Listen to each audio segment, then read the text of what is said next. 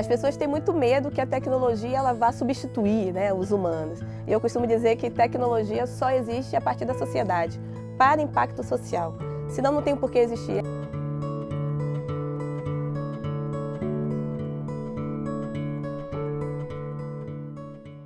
Eu sou o Thiago Alves e hoje eu tenho o prazer de receber aqui comigo a querida Nina Silva, CEO do movimento Black Money, uma das mulheres mais poderosas do Brasil e uma das executivas de tecnologia que vai contar bastante para a gente aqui sobre sua trajetória e de toda a transformação digital e esse mercado de fintechs. Nina, é um prazer recebê-la hoje aqui no estúdio da Forbes. O prazer é meu, Thiago, estar junto com vocês e toda a equipe aqui da Forbes, poder trazer um pouco sobre empreendedorismo, transformação digital e impacto social, que é com isso que a gente trabalha. Com certeza. Nina, eu acho que você resume todas as qualidades para estar nesse quadro hoje com a gente aqui, né? Mas vamos começar explorando um pouquinho a Nina Silva, sua carreira, onde você chegou, o que te transformou, né? E hoje, como CEO do movimento Black Money, o que mudou daquela Nina quando começou a carreira lá atrás? Bom, eu digo que eu tive a vantagem social diferente de outras pessoas negras e outras mulheres, que foi entrar na área de tecnologia muito cedo, com 20 anos de idade. Eu fazia um programa de trainee numa multinacional e por ter tido a possibilidade de ter feito um job rotation, de conhecer um pouco de cada coisinha dentro da área de logística, eu participei de uma implementação de um IRP, né, muito famoso, um IRP muito grande, globalmente falando, e acabei tendo um trabalho de verificar que aquilo poderia ser algo para o meu futuro. Principalmente vindo de uma família onde não tive, né, a famosa mentoria dentro de casa, não tive espelhos, pelo menos dentro para mercado corporativo, né? Meu pai, ele é funcionário público aposentado agora, mas viveu a vida inteira de bico. A minha mãe quilombola do interior do estado do Rio de Janeiro, e a gente teve aquela questão de, para qualquer coisa que a gente tem que fazer na vida, a gente precisa estudar para tentar sair dessa situação.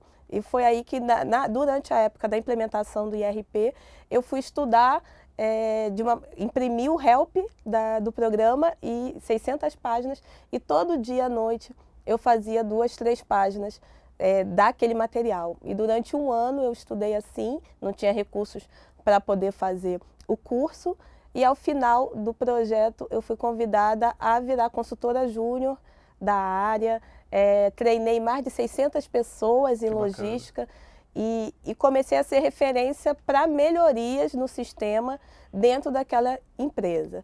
Dali em diante foi quando eu tive a oportunidade de trabalhar com consultorias na área de tecnologia. Então, trabalhei em grandes consultorias, tanto francesas quanto até mesmo chinesas e também dos Estados Unidos. E fui de especialista a líder de projeto, até virar gerente de projeto. Então, durante 6 anos eu fui me certificando e tirando provas e muitas das vezes entrando em projetos onde a maioria das pessoas ali não refletiam muito a minha trajetória, né? A minha pergunta era por que eu sempre tinha que provar todos os saves, todos os resultados que eu trazia, que não eram pequenos, como se realmente eu tivesse influência naquilo. E em 2013 eu tive um burnout, onde eu tinha um volume muito alto de trabalho, não tinha remuneração, e aí a gente vem aí, depois eu fui descobrir que isso era algo muito inerente à sociedade brasileira como um todo, onde mulheres brancas recebem menos que homens brancos, homens negros recebem menos que mulheres brancas, e mulheres negras acabam tendo um rendimento também aí menor da base da pirâmide. Isso se refletiu completamente durante a minha trajetória, porque eu tinha especialistas no meu time que recebiam quase o dobro do salário da gerente, por exemplo. E foi nesse momento que você decidiu sair, empreender e montar a sua empresa? Sim, nesse momento eu sentia que eu não havia escolhido a tecnologia, tinha sido a tecnologia uma oportunidade que apareceu na minha trajetória e que talvez a tecnologia não fosse para mim. Esse era o meu sentimento. Eu fui para Nova York estudar na NYU, fiz alguns cursos de férias e mesmo assim eu ainda me sentia incomodada. Então eu vi que o problema não era a tecnologia, o problema eram os lugares onde eu estive. E como que eu poderia também construir os meus próprios espaços. Aí eu abri um salão de beleza, voltei para o Brasil, abri um salão de beleza afro, Legal. achando que o afro, né, ia me trazer uma identidade, eu ia falar das coisas que, né, da minha própria identidade junto com o meu background em gestão. E daí em 6 meses eu quebrei, Juro. juro. Aprendeu muito com isso. Aprendi bastante, né? Ainda bem que eu aprendi rápido. E aí vem, né, muito do ensinamento dentro do empreendedorismo. Se você não fizer um trabalho, um business plan, se você não tem hipóteses a serem validadas naquele ambiente, se você não entender, e ainda mais falando de salão de beleza, entender aquele ponto, aquela região, ela tem aquele costume? Tá, não tem. É inovador, mas é inovador, tem uma demanda para aquela inovação? Pessoal, olha que legal as dicas da Nina, então, para quem está buscando se recolocar ou mesmo entender o seu momento de trabalho. Agora, Nina, pulando direto para a MBM, explica para o pessoal um pouquinho a empresa a qual você é a CEO hoje, né? O que faz e como ela está inserida nesse mercado de fintech, de tecnologia. Sim, em 2017 eu acabei encontrando meu sócio, Alan Soares, que é um trader de mercado, e aí eu digo que o fim encontrou o tech, né? Nós fundamos primeiramente o braço de serviços financeiros, que era uma dor, né, dele não se ver no mercado financeiro enquanto pessoa negra, eu não me vendo nos espaços de tecnologia, e como é que a gente utiliza do nosso conhecimento para impactar a vida de outras pessoas parecidas com nós. Né? Então, quando a gente fala do movimento Black Money, nada mais é do que apoiar a comunidade negra a partir de ferramentas tecnológicas e acesso a serviços financeiros para uma melhor autonomia, para poder chegar no mercado com o seu negócio, com o seu empreendimento e começar a falar o jogo de gente grande e não estar sempre nos números atrás. Né? A gente tem aí a comunidade negra no Brasil, tem o crédito 3 vezes mais negados em instituições financeiras, por isso que hoje a gente tem o The Black Bank, que são os serviços, a gente começou com a nossa maquininha de POS, Legal. Então a gente tem a nossa maquininha pretinha, que está aí em diversas cidades do Brasil, subsidiada, sem custo inicial para o empreendedor negro e negra e com taxas que estão ali em competição com as taxas do mercado. Então a gente tenta levar a educação financeira, levar a educação empreendedora, falar para esse empreendedor por que você está antecipando. Você sabia se você antecipar,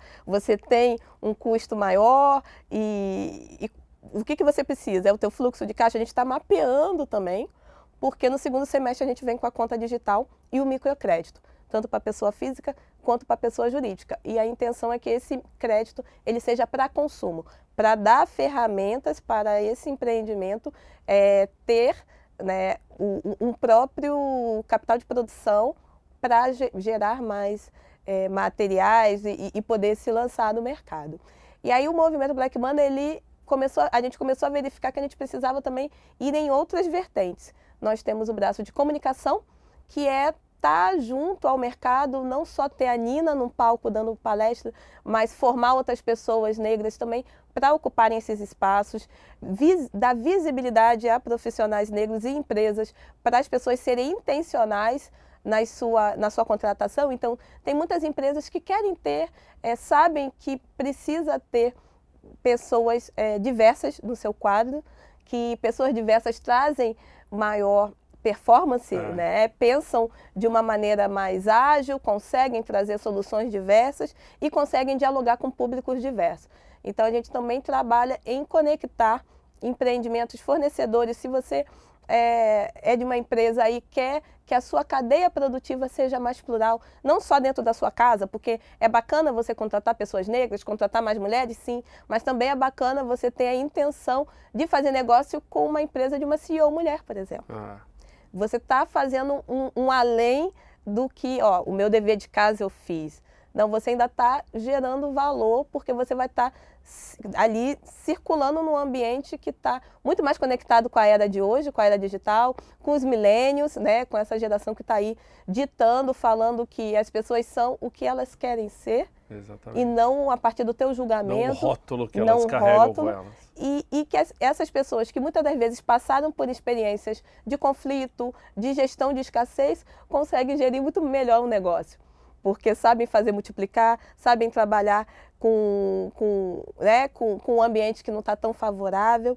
Então, as empresas hoje muito nos procuram por conta dos nossos eventos. Então, a gente faz eventos, seja em empreendimentos negros, seja em empresas, para conectar profissionais e fornecedores negros.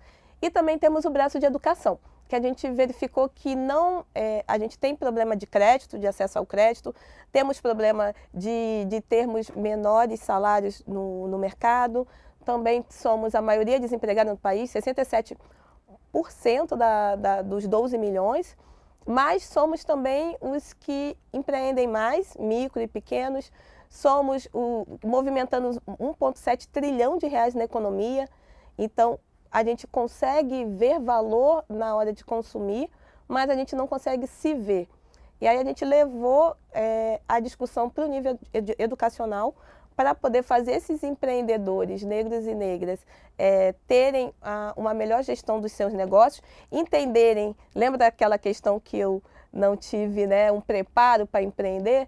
Ter esse preparo, identificar quem é a persona que você quer atacar, se você realmente pode utilizar de ferramentas digitais a baixo custo, não necessariamente não ficar com esse gap, né, de parecer que a gente está sempre 3 séculos atrás das outras pessoas. Então hoje nós damos curso de programação básica, com iniciação em Python, modelagem de negócios com design thinking, também temos a parte toda de vendarketing, inside sales, conectando também profissionais, não só os empreendimentos sendo digitalizados, mas pessoas negras que querem adentrar a tecnologia, porque como você sabe... E tem uma melhor empregabilidade, não necessariamente ele vai seguir no empreendedorismo, mas ele se capacita para integrar uma grande empresa, etc. E consegue ser intraempreendedor, uma pessoa inovadora no ambiente onde estiver, não necessariamente criando o seu próprio negócio, mas sendo uma pessoa inovadora em todos os espaços. E aí a gente sabe que a área de tecnologia hoje, 30% das vagas, elas estão aí, né, voando, as empresas não conseguem contratar porque não conseguem encontrar profissionais que estejam capacitados. E a gente sabe hoje que a capacitação de hoje é muito diferente de 10, 15, 20 anos atrás, onde você ter uma faculdade, ter um MBA, já te garantia minimamente um diálogo no meio corporativo. Hoje, se você quer entrar na área de sistemas de programação, não necessariamente você é um analista de sistema, você tem que ser uma pessoa full stack, e para ser essa pessoa full stack, você pode ter feito um curso na internet. Então, a gente tenta trazer a comunidade negra também para essa mudança de mindset. Como que você é uma pessoa empreendedora ligada a questões digitais, a como chegar nesse seu público e como estar também oferecendo seus negócios, né, não só oferecendo, mas também fechando o negócio. Então, usando redes como LinkedIn, o nosso próprio marketplace, hoje nós temos o mercado Black Money, que é como que utiliza o capital social da Nina, do Alan, das pessoas do movimento para dar visibilidade aos empreendimentos. Utilizando network, netweaver, né, como a gente costuma dizer, e dando visibilidade para esses empreendedores dentro de do único lugar. Então, e ali acaba criando um ecossistema, né, voltado para isso. Totalmente. Eles interagem entre eles e muitas das vezes é um público que está ali procurando comprar de uma pessoa negra, que isso é a intencionalidade do Black Money, né, circular mais tempo dinheiro dentro da comunidade negra. E a pessoa que está ali conhece a loja da dona Cristina, mas não conhece o da minha cor do Maurício Delfino, por exemplo, que hoje vende toucas para cabelo, com dreads, para cabelos afros, crespos como o meu, com grande volume. Então tem touca de natação, específico para a comunidade negra. Está lá no mercado Black Money. Então a pessoa que muitas vezes nem sabe que aquele produto existe pode acabar se conectando com outras possibilidades. E nós temos também anúncio de prestadores de serviços. A gente vê que a comunidade negra também está muito nessa área de prestação de serviço. Então a gente tem desde advogada, psicóloga, até pessoas que fazem trabalho com redes sociais. A ideia é que a gente movimente o capital por mais tempo, mas não só o capital financeiro. Um capital social, que são as nossas redes, nosso capital intelectual, que é mentorando. Então a gente conecta pessoas para, quem sabe, um mentorar o outro, porque é o nosso valor. O que eu tenho hoje de valor que eu posso empregar dentro da própria comunidade? Não, e para você que está assistindo, que acha que diversidade é só uma coisa que o RH tem que tratar, está aqui um exemplo vivo de que a transformação digital pode sim ajudar a mudar a realidade do Brasil, das empresas e do mundo, trazendo mais inclusão, criando ambientes que são mais diversos, né, no conceito e na realidade, não necessariamente só lá no papel, né? Muito legal, parabéns pelo projeto. Eu que já estive em palestras da Nina, e devo dizer que você sai impactado da palestra da Nina ali, você sai realmente repensando a forma como você volta a fazer a gestão de uma empresa ou volta a fazer a gestão da equipe. Teve um dia que a Nina falou no evento dela, olha, volte e olhe para a sua equipe e veja o que você pode mudar para baixo, porque aí sim você vai fazer a diferença. E realmente, né, muitas vezes a gente pensa em diversidade como, não se aplica a mim, ou não se aplica... Não, peraí, eu consigo mudar, eu consigo fazer a diferença. E isso é super legal. Agora, Nina, a gente entra na reta final aqui do nosso vídeo, do nosso podcast, falando um pouquinho de profissões do futuro, né? Opa. Você falou aí dos millennials, tem uma geração chegando aí, que é a geração Z. Qual é a profissão do futuro? Para onde está caminhando esse mercado? As pessoas têm muito medo que a tecnologia ela vá substituir, né, os humanos. E eu costumo dizer que tecnologia só existe a partir da sociedade, para impacto social. Senão não tem por que existir. É igual a medicina. A medicina ela existe para quê? Para cuidar das pessoas. A tecnologia é para facilitar, ser meio, não diretamente a finalidade. Então, todas as profissões hoje que estão se modificando, né, estão ficando obsoletas sim, mas muitas outras estão modificando, perdendo a questão do operacional, entrando mais para o digital, elas estão vinculadas diretamente à tecnologia. Então, hoje nós temos engenharia de dados, né, engenharia de diferentes tipos, engenharia de som. Então, a gente está aqui no podcast também, e hoje nós temos engenheiros de som que não necessariamente são pessoas formadas em faculdade. Nós temos Big Data, que é o grande... Como que todos esses dados hoje vão ser armazenados e trabalhados. A gente tem aí, que foi adiada a lei de propriedade, né, intelectual para a questão de proteção de dados, mas essa lei ela vem também com grandes desafios para as empresas e com grandes potencialidades para antigos advogados e contadores a criarem possibilidades de ajudar as startups, principalmente. Então, a gente tem aí as low techs, né, como possibilidade de um novo mercado para quem vai nessa área jurídica e contábil. Nós temos profissões voltadas diretamente para o digital, então pessoas que são consultoras de imagem para o Instagram, para um posicionamento, um coaching digital, né? Como eu costumo dizer nas minhas palestras de branding, hoje eu acabo dando palestra de empreendedorismo, branding, diversidade. Por quê? Porque está tudo conectado. Né? Não dá para se esconder. Não dá para se desconectar. Dia, né? Então, quando a gente fala de branding, que você olha hoje até hoje o rosto do Steve Jobs, tem gente que acha que ele não morreu. Por quê? Porque ele é vivo, ele passou uma verdade, ele foi atrás do melhor sistema operacional possível e ele conseguiu. E essa verdade ela foi materializada, teve entrega. Então, como que você conecta um rosto na sua marca, a partir do branding? Então, os profissionais de branding estão aí também do futuro muito posicionados para isso. Como que esse rosto também ele é o coração e o cérebro por trás.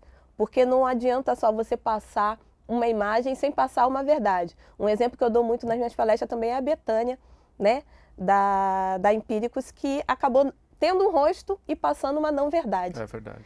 E aí o brand, aconteceu o brand. Aconteceu a multa? Também aconteceu a multa de 9 milhões. Como que você passa... Que foi bem mais que o patrimônio que ela falava no meme, mais. Que ela tinha juntado, né? Pode ter sido usado até mesmo propositalmente? Pode ter sido. Mas como que o branding hoje ele é muito mais focado no positivo? Como que as empresas, elas não só utilizam um rosto, mas esse rosto a partir de uma verdade, um propósito. E um propósito que tem que deixar legado, continuidade. Não adianta você entregar fumaça, porque o digital está aí e cada vez mais a gente descobre muito fácil. E aí, hoje com mídias sociais, a pessoa que quer seguir a Nina na mídia social vai seguir no LinkedIn, no Instagram, em todas as mídias.